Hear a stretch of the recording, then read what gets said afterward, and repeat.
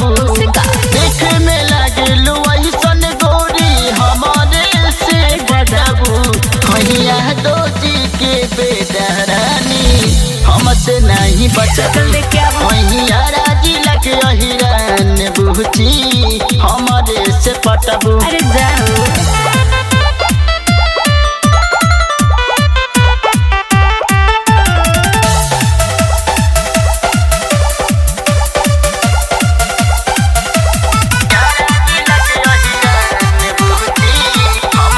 सुना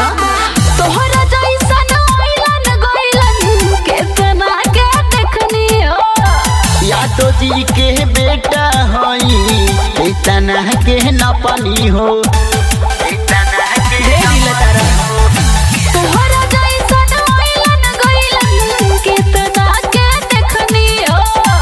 यादव जी के बेटा हई इतना के न पानी हो झूठो के हमरा फसावना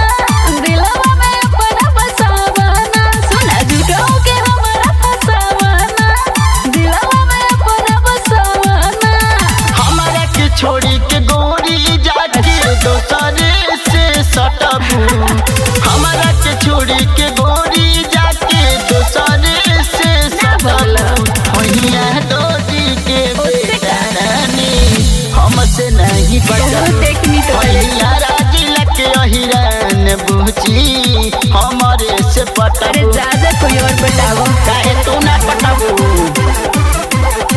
कहिया राजी लगे अहिरान बुझी हमसे नहीं बचबू हमसे नहीं बचबू। होई हम बंगाल के छोड़ी आई बनाही हाथ में धरी जब गहन सवाए रानी आ जइबू औकात में डर नहीं लगा ढेर पर कोई को सुना होई हम बंगाल के छोड़ी आई बनाही हाथ में